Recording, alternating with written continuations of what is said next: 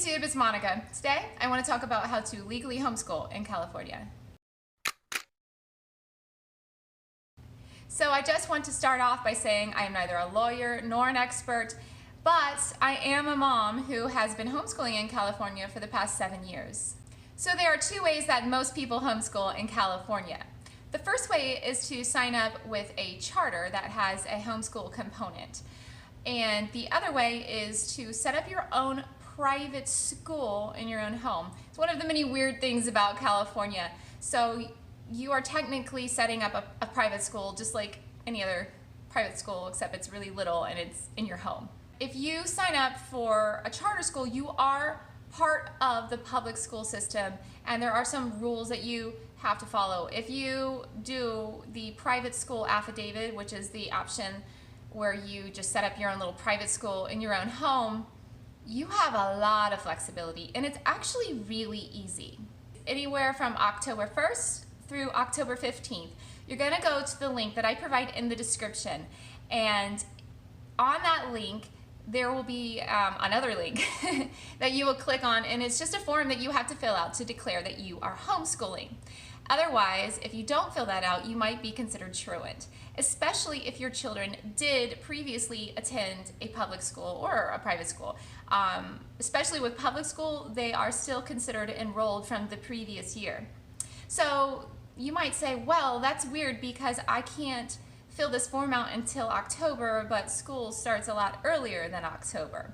You are right. So you will need to go to your child's school if they were enrolled in school and ask them how to, officially take them out of school.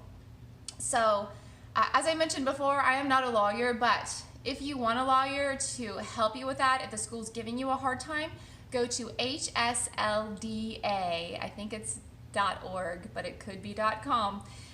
Go there. It's like $100 a year. It's like a lawyer membership service, and what you do is you just get a lawyer on tap. If you have questions, they will answer them very promptly. They will send letters. They will communicate for you if necessary. But whatever, you need to pull your kid out of school and just fill this form out in October. A really important thing to keep in mind is don't fill it out if your kid is not 6 years old. If your kid is 4 or 5, you do not have to technically educate your kid in California until they are 6 years old. So you can do all the teaching that you want, but don't worry about legal stuff until they are 6 years old. Another important thing to keep in mind if you are doing the private school affidavit option where you set up your own little private school in your home is that you have to be doing all of the teaching. There is another option, and I think this is mostly utilized by child actors, where the production company will pay for a teacher, but there's another option, and what that is like if you were to hire somebody, they have to be a teacher. Like it can't technically be your mother or father or your uncle teaching your kid. If it was somebody else, it would have to be a credentialed teacher. And that is another option, but it's a really uncommon one, and I think that's mostly for child actors. So just to recap, if you want to do the PSA, that is the option where you have the most freedom, but you get absolutely no assistance from anybody. And it's very easy. Just, again, follow the link that I put in the description and go to that and fill out the form. But under that link, I'm going to put another link for HSLDA, and click that, and there will be the instructions for how to fill out the PSA form. So make sure you follow the instructions, because there's just a couple of things on the form that if you do it wrong might not be great. So just follow those instructions. So like I said, this option has the most freedom. You have to keep a copy of your PSA at all times. You have to keep a record of attendance. You have to do silly things like keep a record of who's teaching and what their qualifications are and what courses you offer. So keep in mind that these are the legal requirements, and you also do not actually have to provide this information unless somebody asks you to provide it. And I think that would only happen if there was some sort of complaint filed, saying that you weren't educating your children. Even though you do not have to technically keep a daily log of everything that you've done, you just have to keep attendance, which could be marking check marks off on the calendar. I still think it's a good idea to keep a log of everything that you do, but it is not a legal requirement. But if your kid were to enroll in school later down the line, it might be nice to have that information for college admissions. It might be nice, though I have to say my kids are still really young, so I don't know for sure. But I'm just guessing it would be a good idea. And I just think legally, if anyone were to question you, it would just be nice to have that information on hand. But just know it is not a legal requirement. So the other way that people homeschool in California is with a charter. So they'll sign up with a charter. You'll meet with your educational specialist every 4 to 6 weeks. This can be good if you're feeling unsure, because they will keep you on track. If you're feeling very confident, it's sort of a nuisance and a time waste, and you feel like somebody is checking up on you. So it just depends on where you're at. It could be a really good thing. You also get money. A bad thing would be you can't have legal representation from HSLDA, because HSLDA will only represent you if you are a traditional homeschooler. If you are signed up with a charter school, you're actually technically part of the public school system.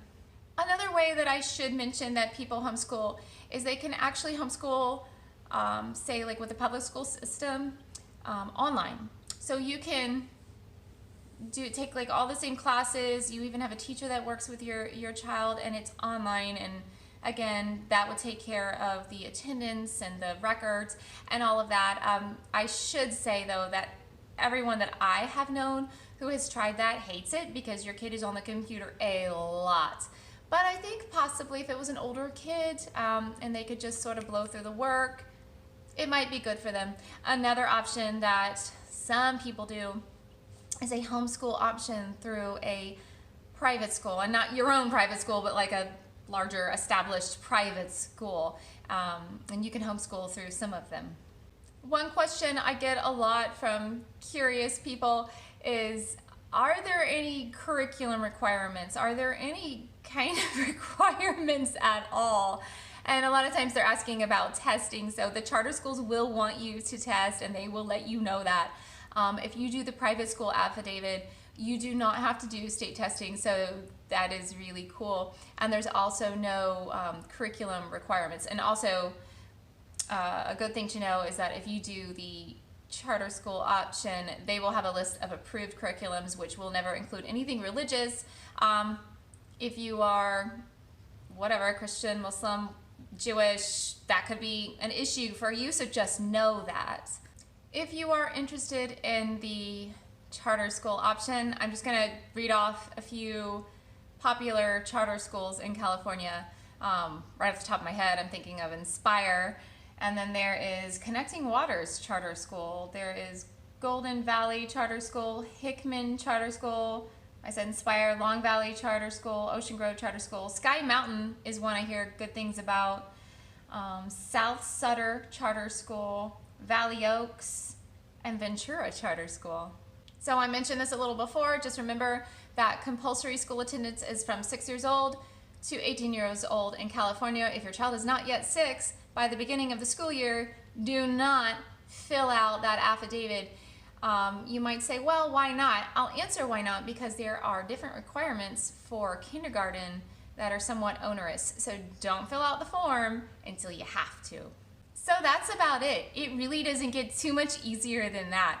Homeschooling in California just requires you to fill out a form once a year. Or you can sign up with a charter and get a bunch of money and have some help every month from a certified teacher. It's pretty great. If you like this video, please click thumbs up, please subscribe, and please click the notification bell next to the subscribe button. In the meantime, happy homeschooling and have a great day.